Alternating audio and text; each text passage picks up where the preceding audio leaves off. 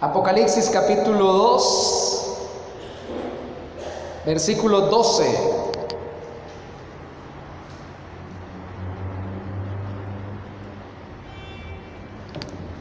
Regáleme un amén bien grandote cuando lo tenga para leer juntos. Amén. Muy bien.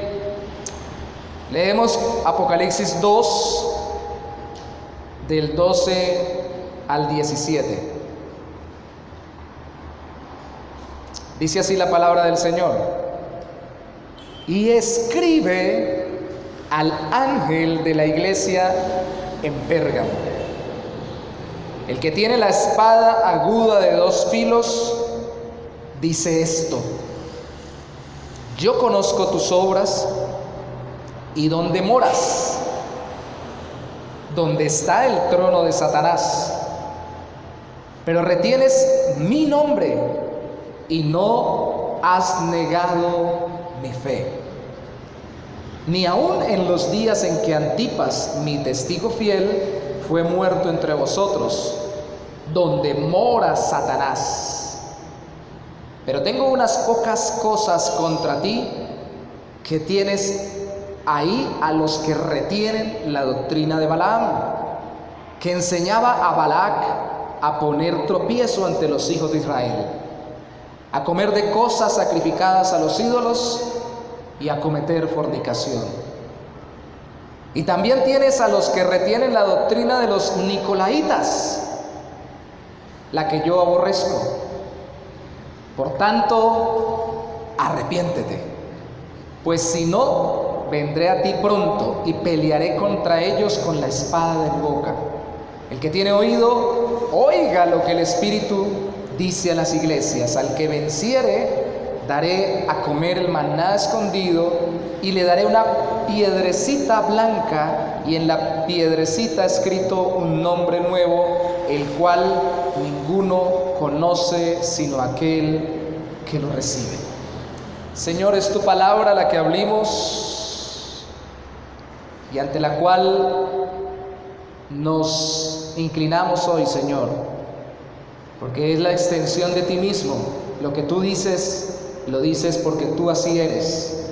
Y lo que tú nos enseñas en tu palabra es digno de adorar, porque tú eres quien la inspiró para enseñarnos de ti, de tu gloria y de tu verdad, que es la realidad de nuestras vidas. Hoy contemplamos una iglesia más de Apocalipsis y queremos pedirte que nos ayudes, porque igual que con las demás iglesias entendemos que no somos exactamente como una de ellas, pero sí tenemos elementos que pueden parecerse en la iglesia nuestra o en nuestras propias vidas.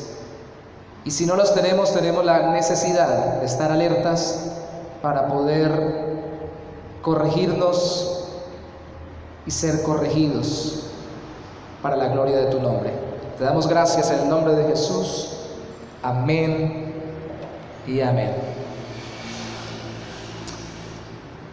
El presidente del Seminario Bautista de la Convención Bautista del Sur de los Estados Unidos, Albert Mohler, es conocido como un hombre que trajo una revolución en los bautistas del sur para bien, especialmente en el Seminario Bautista de los Estados Unidos, Seminario del Sur. Llegó muy joven, aunque estaba muy preparado, pero era muy joven cuando llegó a la presidencia de ese seminario. Y usted escucha hablar a Al Mohler, no está tan viejo todavía, pero lleva años luchando para que las personas de la iglesia puedan entender correctamente el Evangelio y con los lentes del Evangelio puedan ver la realidad en el mundo. Él tiene un programa radial que es muy conocido porque él todos los días toma las noticias más importantes. Ese programa lo escucharíamos nosotros en inglés a través del internet. Toma las noticias más importantes del mundo y de América y las mira a la luz de la palabra y del Evangelio. Por eso es invitado a muchas conferencias a nivel del mundo de sana doctrina para que hable de cosmovisión cristiana, de cómo ven los cristianos el mundo y las personas en el mundo. Y él decía algo muy importante en una conferencia hace unos 5 años. Decía, cada momento es para el cristiano de obediencia o de desobediencia a Cristo. Nunca estamos neutrales, o le obedecemos o le desobedecemos. Así nos preparemos para obedecerle o nos dispongamos para desobedecerle o no lo hagamos. Sea de forma espontánea o de forma premeditada, o estamos en cada situación, en cada circunstancia de nuestra vida obedeciendo o estamos desobedeciendo. No estamos estáticos, o avanzamos o retrocedemos en cada área de nuestra vida en la obediencia a Cristo. De hecho, tengo que resaltarlo, hay áreas en que usted y yo hemos avanzado mucho, pero pueden haber áreas en que hayamos retrocedido. Quedarse quieto no es opción en el cristianismo. Quedarse quieto es retroceder. Y no avanzar significa volver atrás. En algún área de nuestra vida. El Señor alaba a los que permanecen fieles a Él, y por ello mismo busca que esos que son fieles sean diligentes en disciplinar o corregir a quienes enseñan a retroceder en la vida espiritual o a pecar en algún área. En otras palabras, esta iglesia era una iglesia fiel, pero lenta en disciplinar. Se ponía los lentes del evangelio para muchas cosas y caminaba conforme al Señor en muchas áreas de su vida, pero en algunas y muy importantes se quitaba los lentes y se hacía los de la vista gorda. Cualquier parecido con nuestra realidad no es mera coincidencia. A veces nosotros somos buenos para corregir a los demás en las áreas en que hemos podido avanzar para la gloria de Dios, pero hay áreas en que no queremos ni que nos toquen el tema, porque no queremos que nos las ilumine el Señor y nos tengamos que disponer a que nos cambie en esas áreas. ¿Qué hace el Señor con esta iglesia? La saluda, la elogia, la critica constructivamente y para bien, lógico, y le da una promesa, como en la mayoría de iglesias. ¿Cómo es el saludo del Señor? ¿Qué área de su vida o qué atributo de su ser les recuerda a ellos? Apocalipsis capítulo 2, versículo 12 dice: escribe al ángel de la iglesia en Pérgamo, el que tiene la espada aguda de 2 filos, dice esto. Se presenta como aquel que tiene la espada aguda de 2 filos, un arma de ataque. De hecho, esta arma no era como el Macarios o la espada corta que aparece en Hebreos capítulo 4, verso 12, sino que es una espada larga como un sable que viene para sentenciar, o para más bien ejecutar sentencia. ¿Por qué se presenta como el que trae disciplina o viene a corregir con su espada, que es su palabra? ¿Por qué el Señor se presenta así? Entendamos primero cómo era Pérgamo. Pérgamo, algunos saben de dónde vienen los pergaminos. Dígalo, hermano. ¿De qué color era el caballo blanco de Simón Bolívar? ¡Blanco! Si estamos hablando de la iglesia de Pérgamo, ¿de dónde vienen los pergaminos? De Pérgamo. El pergamino era un árbol especial, era un tejido vegetal que se sacaba de un árbol de Pérgamo, y allí fue donde se descubrió esta sustancia vegetal para poder escribir los pergaminos. Antes eran papiros, que eran con pieles de animales, ahora era con una sustancia vegetal y se preservaba más. Y allí era donde se transcribían los libros. No habían libros como los que conocemos hoy, existían rollos. Y Pérgamo fue conocido como una ciudad donde había una gran biblioteca, una ciudad con mucha enseñanza, con mucha filosofía, con mucha educación. Pérgamo era una ciudad muy educada. La palabra Pérgamo significa ciudadela. Pero esta ciudadela o ciudad grande competía con las que hemos visto, con Esmirna y con Éfeso dentro del Asia como las ciudades más grandes. Tenía, para los médicos es interesante esto, el culto al Dios de la sanidad. ¿Y ustedes saben cómo era la estatua o el ídolo del Dios de la sanidad? ¿Qué figura tenía? ¿Qué figura tienen los símbolos de los médicos? Hay un animalito ahí, una serpiente. Una serpiente. Ese era el Dios de la sanidad, con figura de serpiente. Y giraba en torno a ese Dios, a Zeus, a Afrodita y a otro Dios más, por lo menos a 4 divinidades grandes, especialmente el de la sanidad, giraba la vida de Pérgamo. La cultura entonces tan grande, la cantidad de libros tan impresionante giraba en la filosofía, alrededor de la filosofía que salía de esos cultos idolátricos.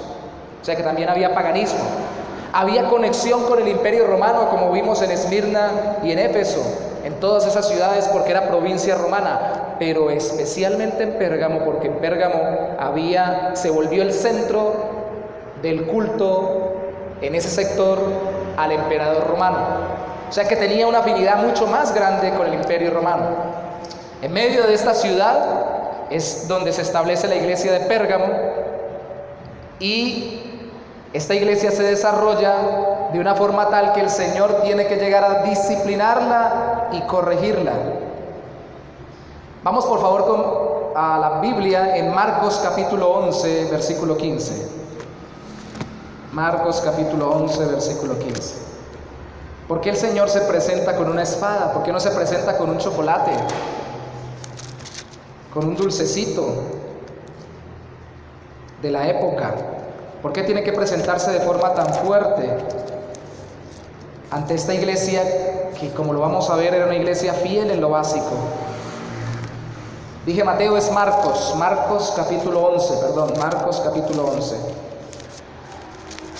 Allí el Señor lo vemos en una actitud que para muchos pareciera que nunca tuvo Cristo. Marcos 11, verso 15 al 18.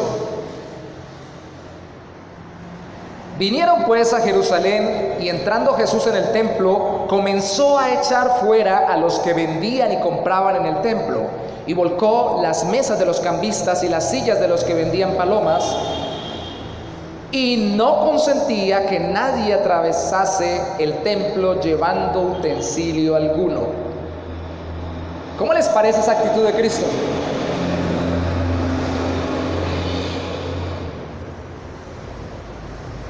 ¿Ustedes esperarían que el Señor entrara de esa forma al templo si hubieran estado en esa época? El Cristo que nos describen hoy en día, que más se parece, dijo alguna vez alguien, a un hippie de nuestra época, pura paz y amor, no es el Cristo realmente bíblico.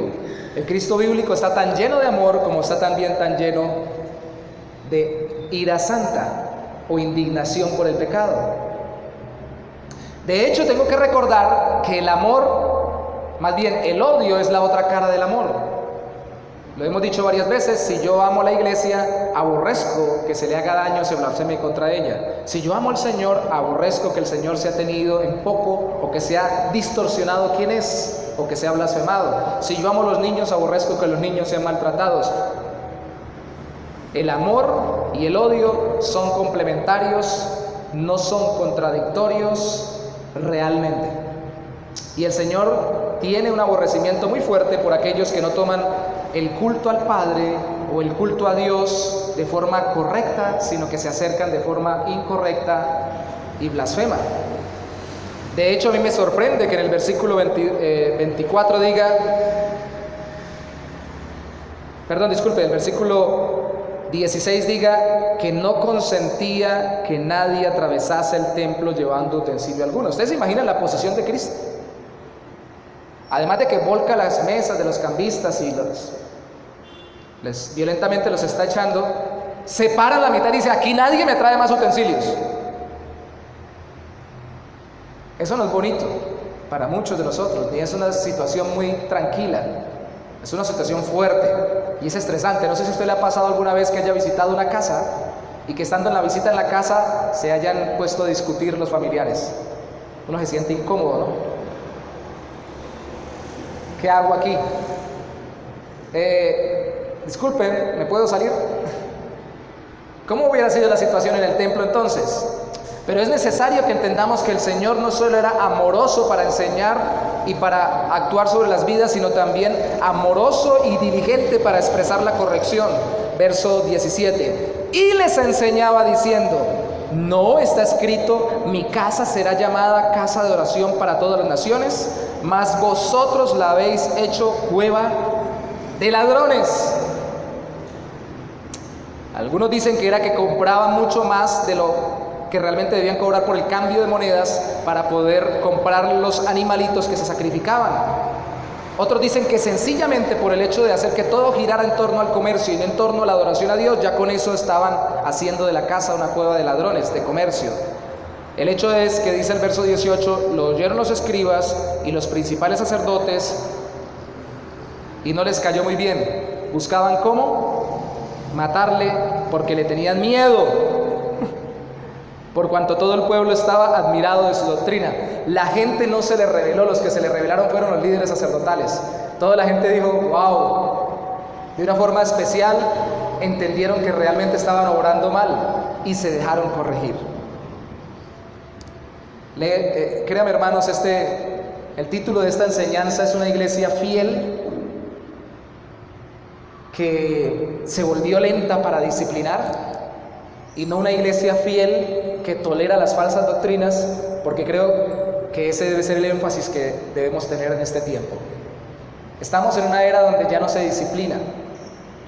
Primeramente, como no se quiere disciplinar o corregir, y no se quiere que nos corrijan o nos disciplinan, entonces vemos a Cristo con una cara totalmente distinta al Cristo bíblico y pensamos que Él no disciplina y no corrige.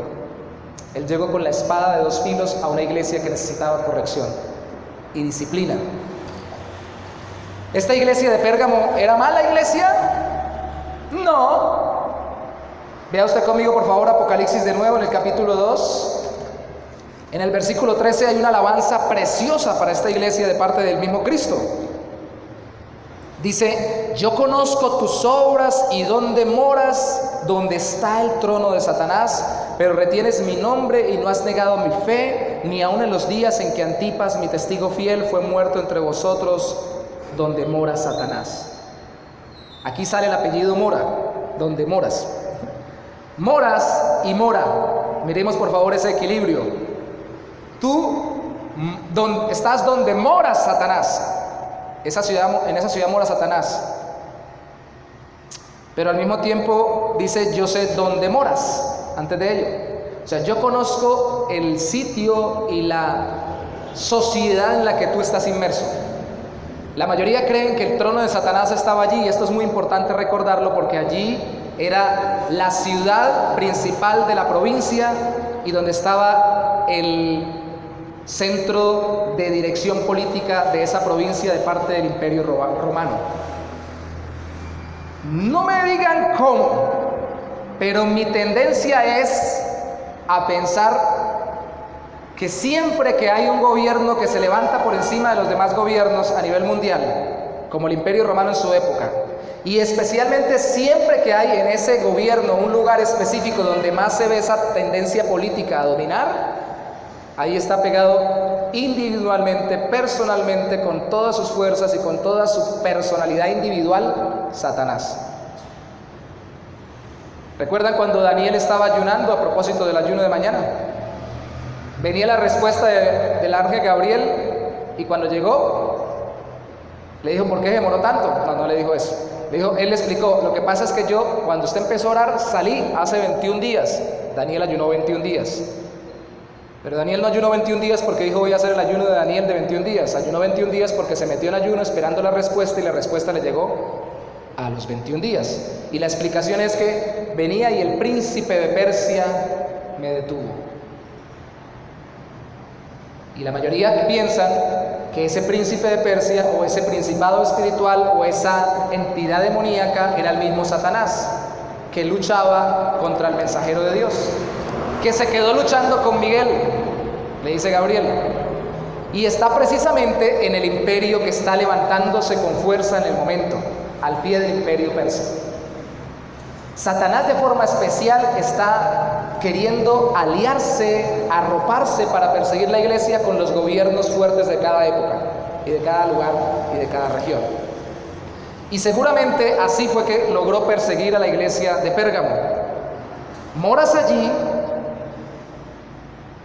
pero tú retienes algo. Si usted mira conmigo de nuevo el versículo 13, dice: ¿retienes mí? ¿Es lo mismo tener que retener? ¿Qué es retener de diferente a tener? Yo tengo una esposa, ¿es lo mismo que yo retengo a mi esposa? ¿Cuál es la diferencia? En el idioma español. En la una está de forma tranquila al lado mío, y en la otra la agarro, sea por la fuerza o por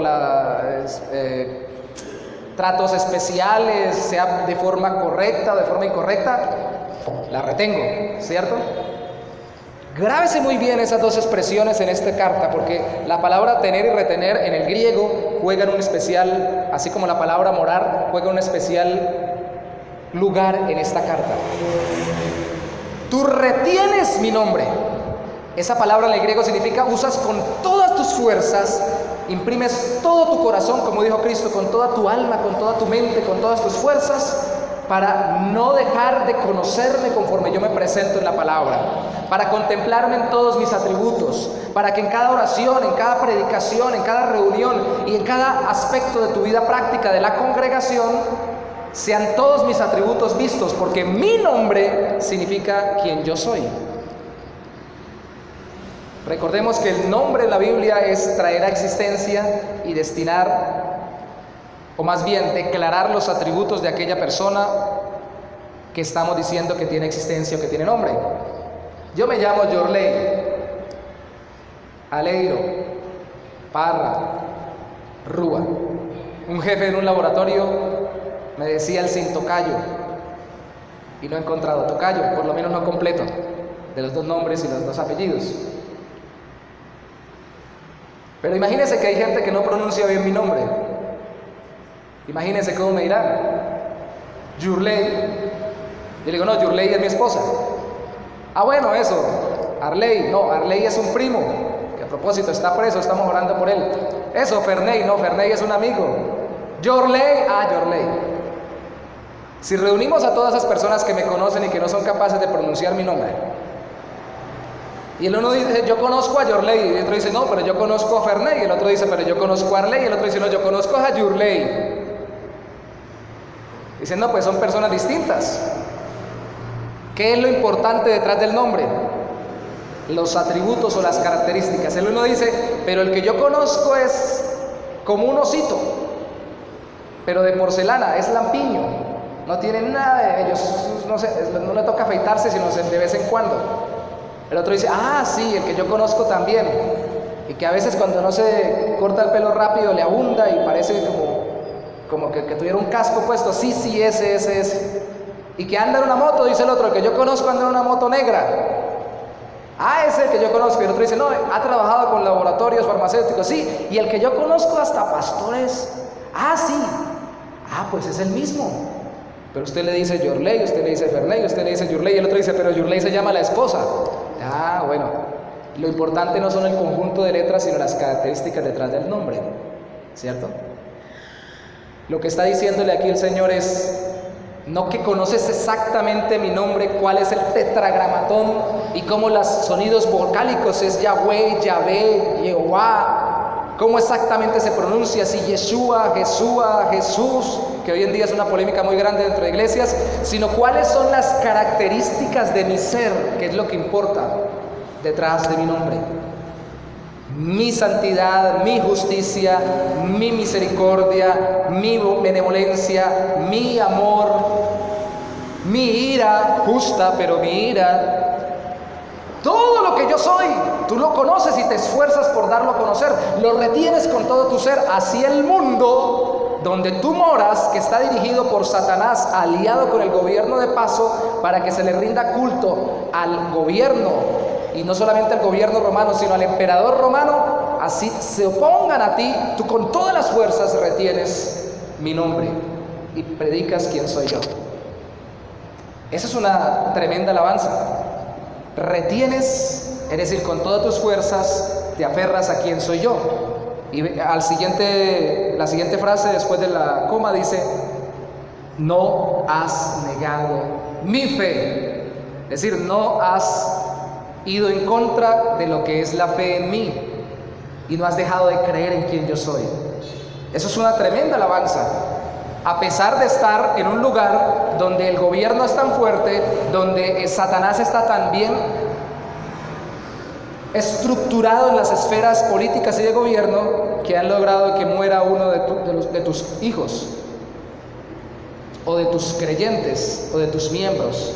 ¿Cómo se llamó el miembro de la iglesia que falleció en Pérgamo? Versículo 13. ¿Cómo se llamaba? Ahí hay un nombre bonito para un niño suyo. Antipas, ven para acá. Y si el niño Antipasito, suena raro, ¿no?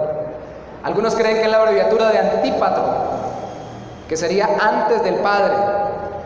El anti es a veces utilizado en oposición, se pone ante para suplantar, pero también a veces es usado para ponerse delante en favor. Y algunos dicen que es una abreviatura de antes del Padre, que se coloca frente al Padre para defenderlo en medio de una sociedad y por eso lo matan.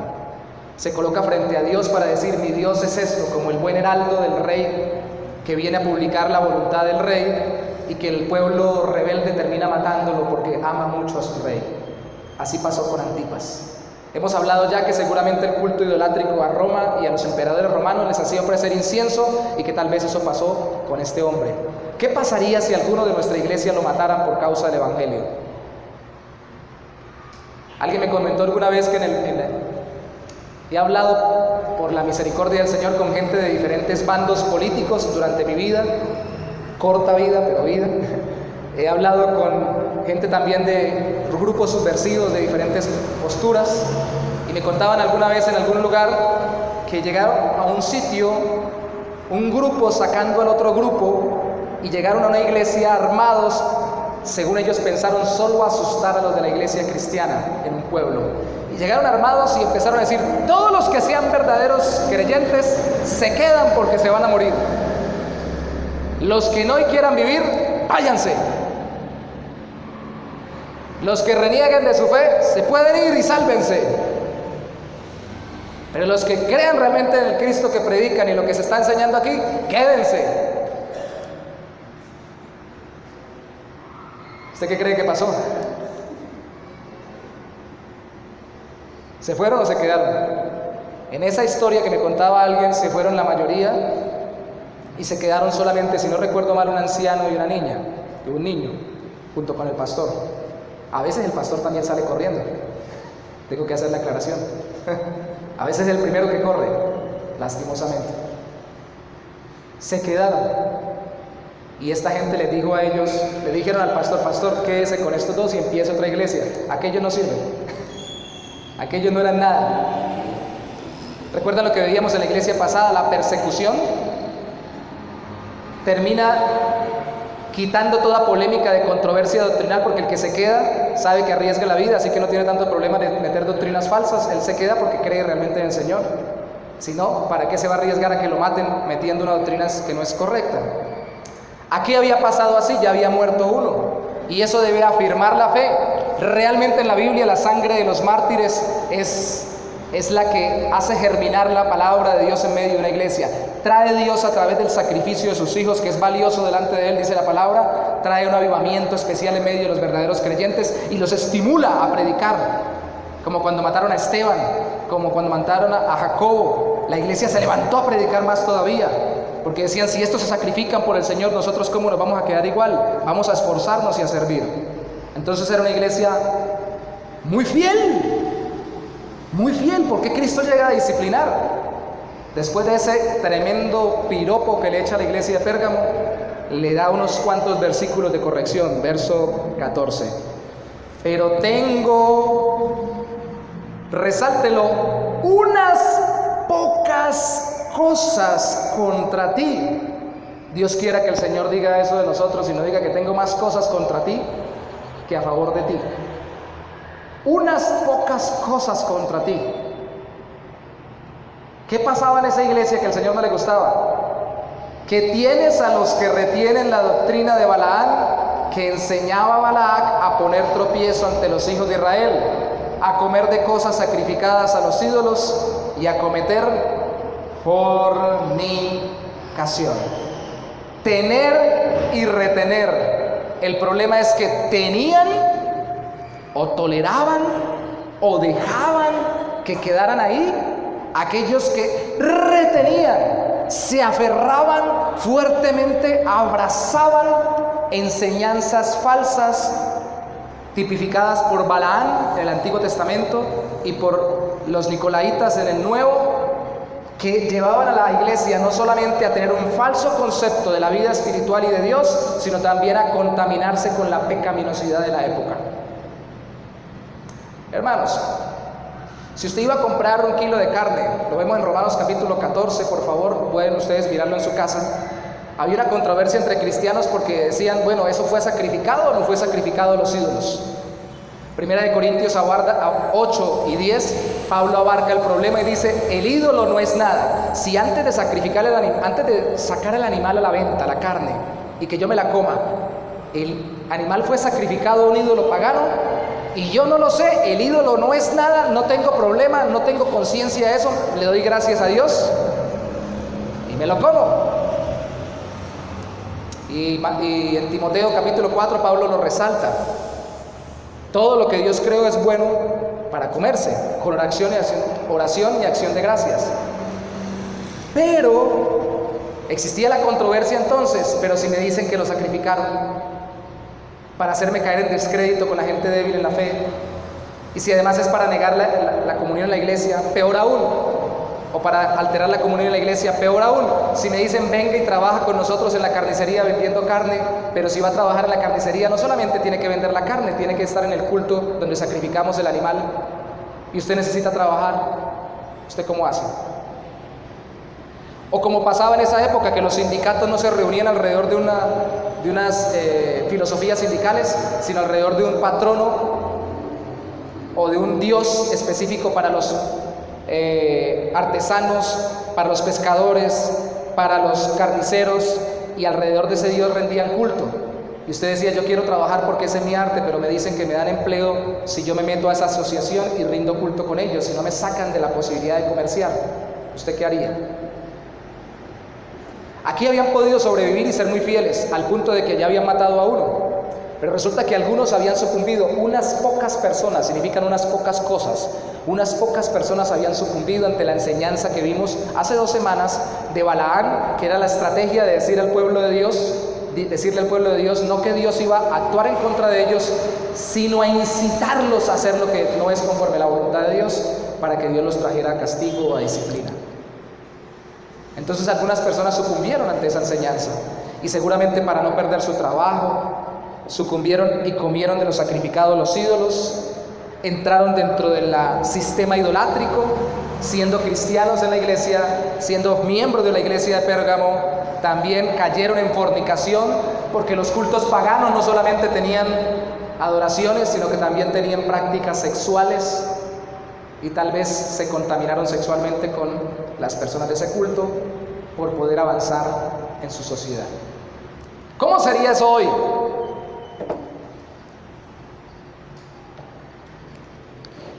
Usted conquiste a la jefe y verá que le va bien en este trabajo.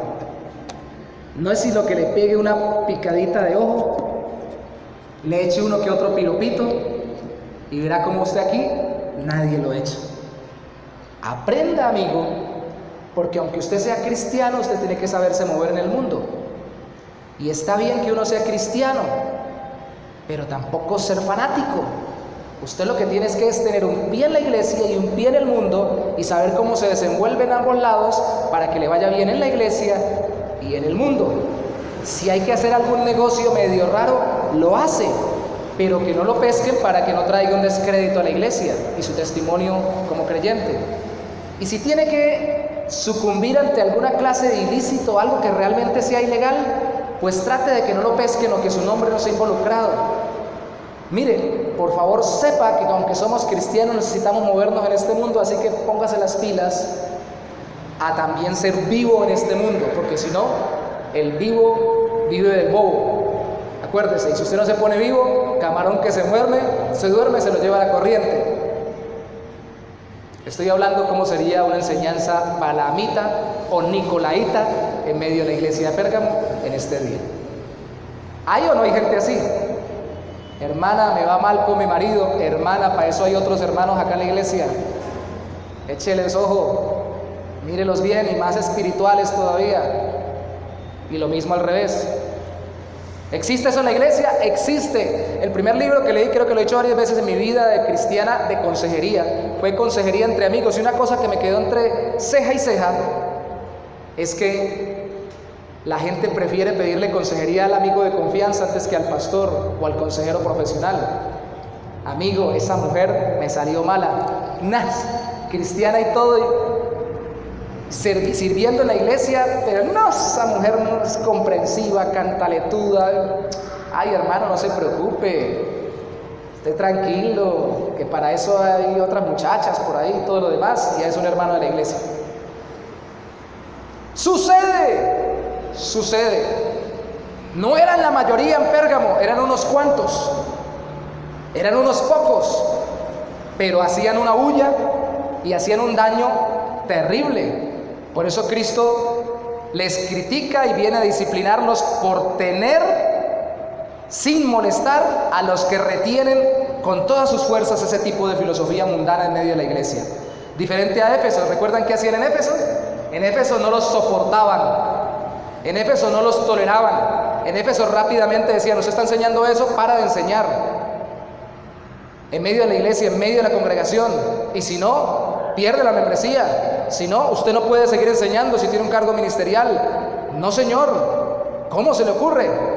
El proceso disciplinario Cristo no solamente lo ejemplificó cuando vino y echó del altar o del templo, a los negociantes, también lo esquematizó en Mateo capítulo 18. Vaya conmigo por favor a Mateo 18, versículo 14. Yo conozco muy buenos amigos pastores que dicen que este texto es para el Antiguo Testamento porque Cristo todavía estaba en la época antigua allí, que no es para nosotros. Yo quiero con todas mis fuerzas dejar por sentado hoy que esto es para la iglesia, aunque también ahí aparece la palabra iglesia, y algunos dicen que no, que porque es una traducción de iglesia, algo que debería ser congregación o reunión. Realmente es para nosotros hoy en día. Mateo capítulo 18, versículo 14 dice: así no es la voluntad de vuestro Padre que está en los cielos, que se pierda uno de estos pequeños. Por la parábola de la oveja y el pastor que va y lo recoge. Pero ¿cómo recogemos esa ovejita cuando se nos descarría en la iglesia? Verso 15, nosotros leemos a veces y dividimos lo que está seguido. Por tanto, o sea, de acuerdo a esto que acabo de decir, las parábolas de la oveja perdida, la parábola de la oveja perdida tiene que ver con respecto al hermano que se está descarriando. Por tanto, si tu hermano peca contra ti, ve y díselo al pastor. Esa es la Biblia que yo tengo, ¿sí? Está mal. ¿Qué dice? Ve y repréndelo delante de todo el mundo, estando tú y él solos. El principio de la disciplina eclesiástica es: no solo la aplica al ministro que debe aplicarle, el pastor o la persona que está presidiendo, la aplica a toda la iglesia, primero. Segundo, se aplica de lo individual a lo colectivo, no de lo colectivo a lo individual.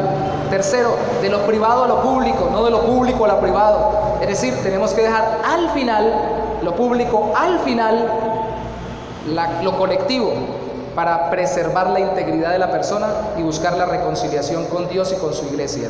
Dice: repréndele estando tú y él solos. Si te oyere, le has ganado a tu hermano. ¿Sí dice eso ahí? No dice le has ganado, ¿cierto? No, porque es que uno a veces le corrige a la gente como queriendo ganarle. No, Michael, que así no es.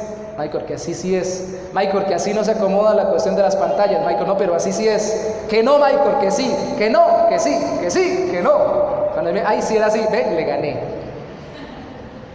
Pareciera que a veces esa fuera nuestra motivación al corregir, ganarle al otro y mostrarle que yo tengo la razón. Ahí no dice que es ganarle al otro, dice que es ganarnos al otro, a la comunión, porque se está saliendo de la comunión de la iglesia por una práctica de pecado. Y está hablando de creyentes. Mas si no te oyere, toma un contigo a uno o dos, para que en boca de dos o tres, así es, contigo sumarían dos o tres, si tomas a uno o dos, testigos conste toda palabra. Hermano, usted no me quiere entender, yo sé, me imagino que es que usted piensa que yo lo estoy diciendo porque soy cansón, porque soy el pastor, o porque soy esto, porque soy aquello. No se lo está diciendo un hermano de la iglesia o alguien de afuera. Déjeme, busco a alguien que sea de la congregación, maduro en la fe, que me acompañe, o a otros dos, y hablamos sobre el tema. Y nos sentamos y hablamos sobre ello. Si no los oyere, verso 17, a ellos dilo a la iglesia. Ahí sí llévelo. Algunos dicen que la palabra iglesia, aunque es congregación, no necesariamente tiene que ser toda la congregación en pleno, sino los representantes de la iglesia. Los ancianos, líderes, consejo de apoyo pastoral, le llamamos acá, o ministros de la congregación. Y si le oyere la iglesia, si no le oyere, tenle por gentil o publicano. ¿Qué quiere decir eso? Por incrédulo, ¿cierto? Considérenlo no convertido. Hermano, yo le estoy explicando a usted por la palabra que usted no debe tener otra mujer distinta a la que tiene. No, pero es que usted no sabe cómo me trata mi esposa. Vamos con otros 2 o 3 hermanos, pero ustedes no saben ni se imaginan. Vamos con los representantes de la iglesia, y si es necesario una reunión de la iglesia, hermano, es por su bien, por su bienestar, por lo que dice la palabra de Dios. No les creo a ninguno. No me importa lo que diga Dios, lo que diga la Biblia. Entonces, blanco es, gallina lo pone, frito se come. ¿Cómo se llama? Un huevo. Habla como inconverso, camina como inconverso, vive como inconverso, se comporta como inconverso. ¿Es un creyente confundido? Muy seguramente es un inconverso.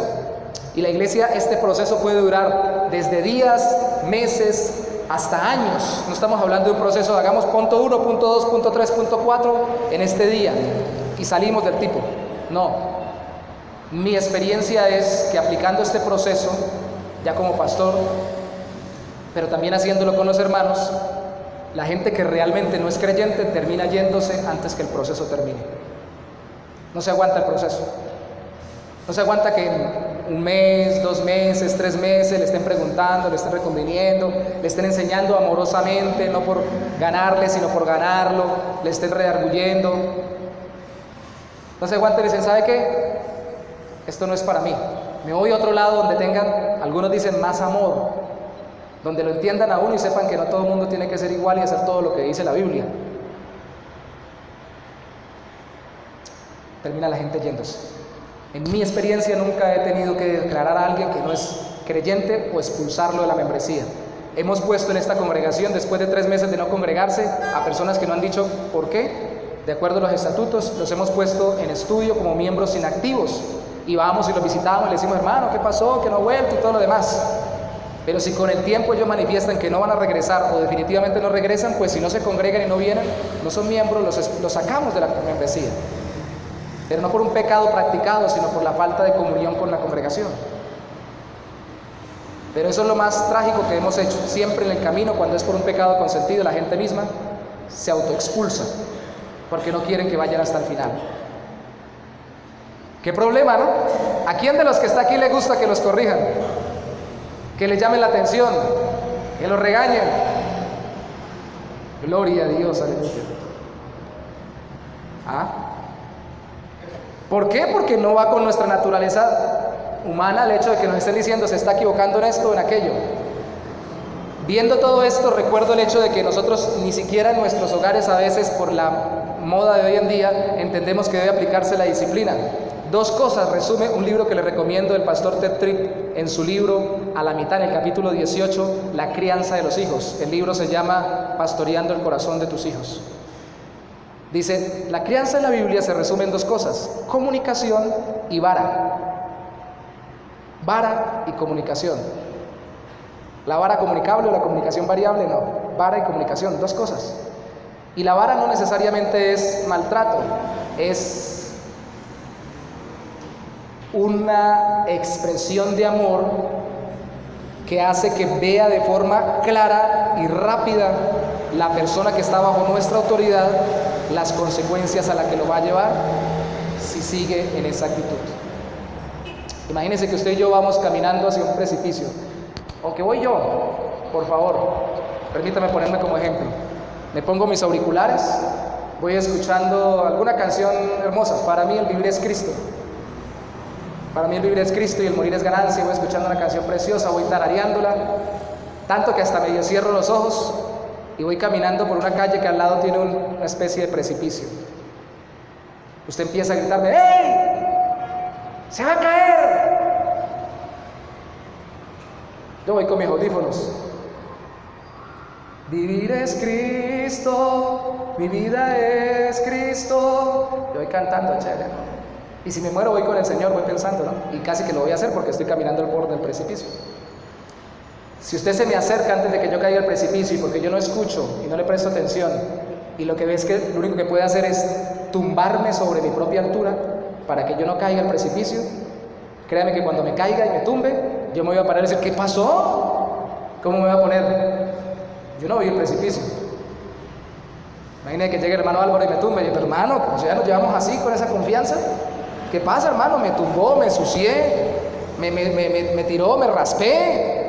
¿Usted cómo me tumba? O sea, ¿qué está pasando? O sea, ¿qué tiene? Yo me pongo bravo, le digo: ¿qué le pasa? Y él me dice: mire para allá. Ah, si no lo tumbo, usted se cae allá. Gracias, hermano. Gracias. La Biblia dice que ninguna disciplina a la presente produce gozo, en Hebreos capítulo 12. Nada, a uno le parece que cuando lo disciplinan o lo corrigen, y sobre todo el Señor con circunstancias difíciles, uno le da como rabia, así como en el ejemplo mío cuando me tumben al piso.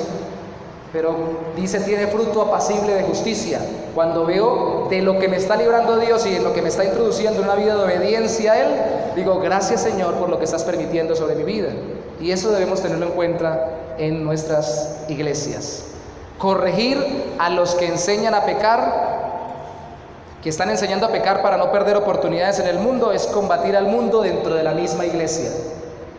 No corregir significa no amar. Uno puede disciplinar sin amar, pero uno no puede amar sin disciplinar y sin corregir. La corrección es parte de la expresión del amor. Por eso no se canse, dice el apóstol Pedro, de ser corregido por el Señor y ser amonestado por Dios y por quienes estén sobre su autoridad. La promesa, verso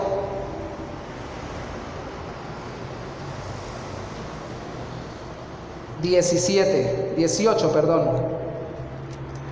antes de la promesa, veamos las consecuencias rápidamente antes de la promesa y finalizamos. Apocalipsis capítulo 2, versículo 15. Y también tienes los que retienen la doctrina de los nicolaitas, a la que yo aborrezco. Por tanto, verso 16, arrepiéntete, pues si no, vendré a ti pronto y pelearé contra ellos con la espada de mi boca. ¿Sabe qué es eso, hermanos? Dios dice: a todos no voy a llegar y los voy a reprender, solamente a los que están practicando esto. Primera de Corintios capítulo 11, cuando habla de la cena, dice el Señor a través de Pablo: por eso unos ya están enfermos y otros se murieron, porque no se examinaron para andar en santidad, diciendo que Cristo los salvó. Y si eran creyentes, y el Señor les hizo el favor de adelantarles la partida para que no se pierdan en este mundo. Y las consecuencias vienen sobre nuestras vidas. Y el Señor dice: entonces voy a pelear contra los que hacen así en esta iglesia. Y sí hay disciplina de parte del Señor a través de dificultades y hasta de enfermedades. Sí, lo veo por toda la Biblia. No, el Señor no es falto de misericordia cuando permite que yo me enferme por andar en algún pecado.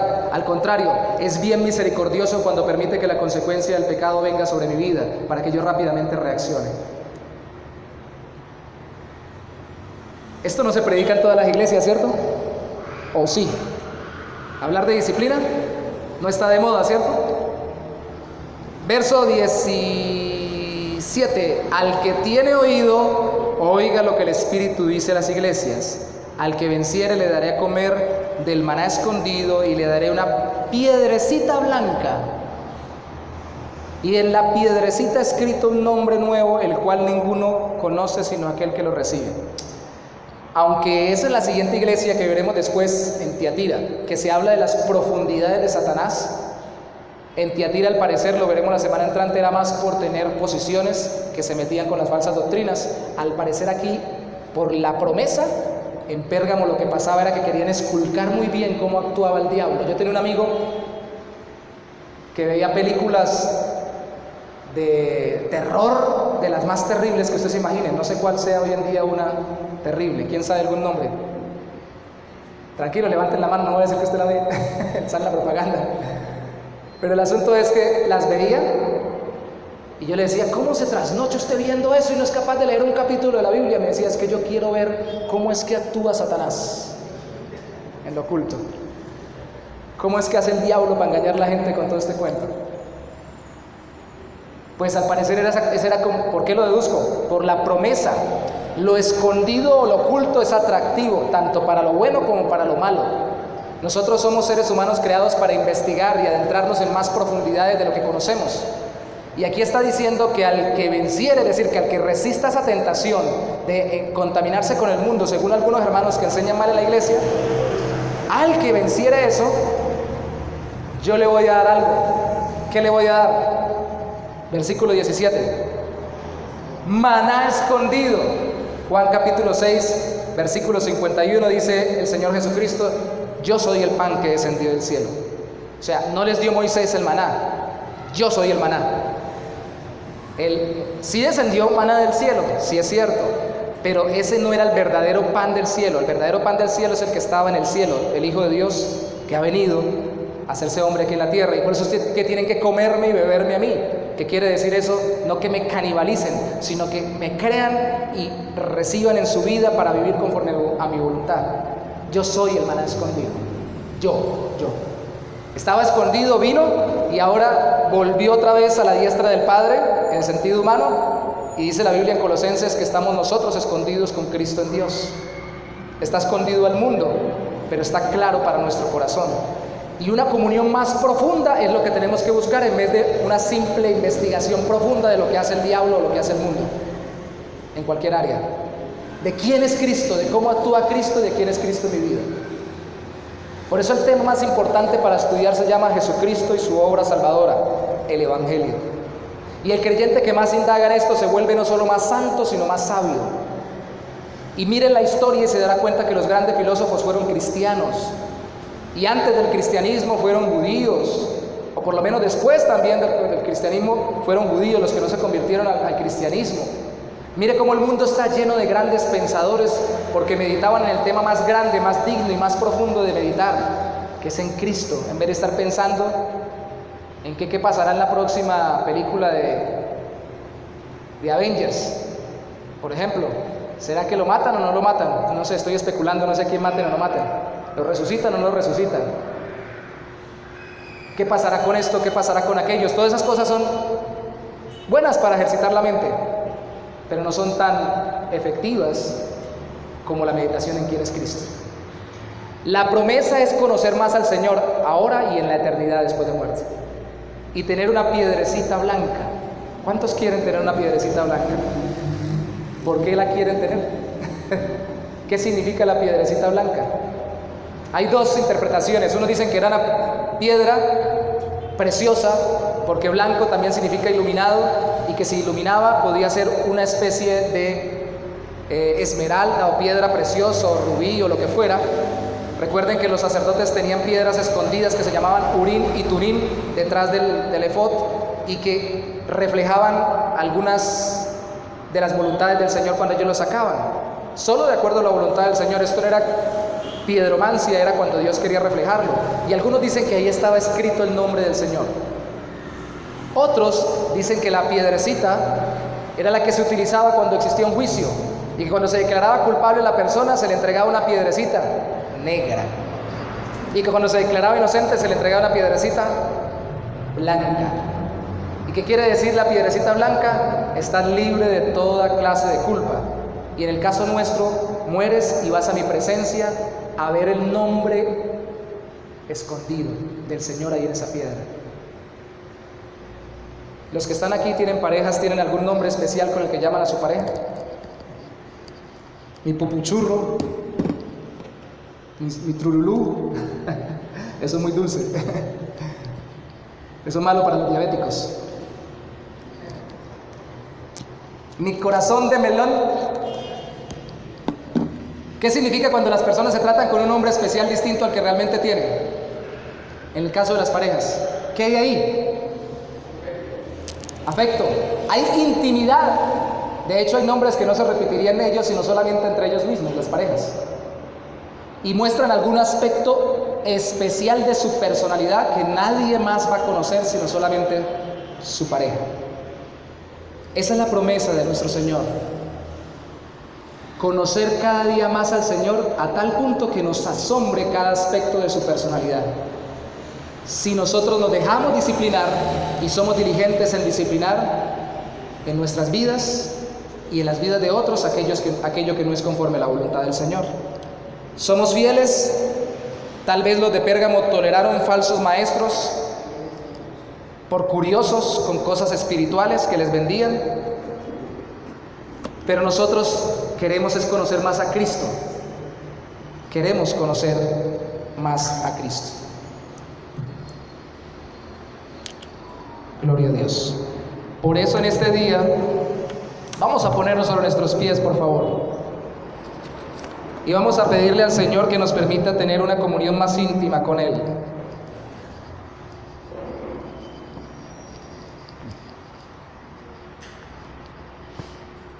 Precisamente estamos en Apocalipsis, donde todo el mundo quiere saber qué pasa con los jinetes, qué sucede con la tribulación, cuándo es que llega el anticristo, cómo es que se pone el 666 y a qué hora se acaba el mundo. Son buenos temas, pero hay un tema mejor: ¿quién es Cristo? ¿Y qué es lo que quiere que conozca cada día más de Él para mi vida? Amén. Padre, te damos gracias en esta ya casi tarde, Señor, por permitirnos vernos en ciertos aspectos en las iglesias de Apocalipsis. Esta iglesia Bautista el Buen Pastor, Señor, se ha caracterizado y hoy en día se caracteriza por querer ser fiel, querer retener tu nombre y enseñar fielmente quién eres tú y cuál es tu voluntad. Pero mentiríamos, Señor, si dijéramos que de en medio de nosotros no han salido o en medio de nosotros no han estado personas que hayan querido distorsionar tu voluntad en cuanto a quién eres tú, o en cuanto a quién es Cristo, o en cuanto a quiénes somos nosotros, o en cómo vivir conforme a tu voluntad. En cuanto a cómo nos salvas por gracia y no por obras, o en cuanto a cómo las obras reflejan esa obra salvadora por gracia. En cuanto a cómo vivir en este mundo, o en cuanto a cómo enseñar en esta iglesia para que las personas puedan tener éxito en este mundo. Pedimos perdón, Señor, cuando nosotros hayamos sido aquellos que hemos distorsionado tu palabra por conveniencia en nuestras vidas personales. Pero pedimos perdón también, Señor, por ser negligentes, cuando hemos tenido la oportunidad de ayudar a alguien, enseñarle para que salga del error y no lo hemos hecho, dentro de nuestra iglesia y fuera de ella. Por amor de tu nombre, no permitas que el espíritu de este tiempo nos arrope, nos sumerja en esa indiferencia que nos hace pensar que hacer una corrección a alguien, pedirle a alguien que camine más conforme a la voluntad del Señor, de manera amorosa, está mal porque lo haremos sentir mal. Señor, no permitas que nosotros descuidemos nuestra diligencia. Ayúdanos a ser fieles. Tal vez algunos de los que no están con nosotros hubieran permanecido más tiempo con nosotros y tal vez estén en otro lugar porque en otro lugar encontraron lo que tal vez nosotros no le dimos: corrección, ayuda para transformar lo que está errado en sus vidas, y ayúdanos a ser sumisos a ti y a tu voluntad cuando seamos corregidos. Ni yo ni nadie, Señor, sabe más que Cristo, ni lo que yo haya investigado o investigue es más profundo que quién es Cristo para mi vida. Así que, Señor, enséñanos quién eres tú. Enséñanos quién eres tú y ayúdanos a ser fieles a tu voluntad.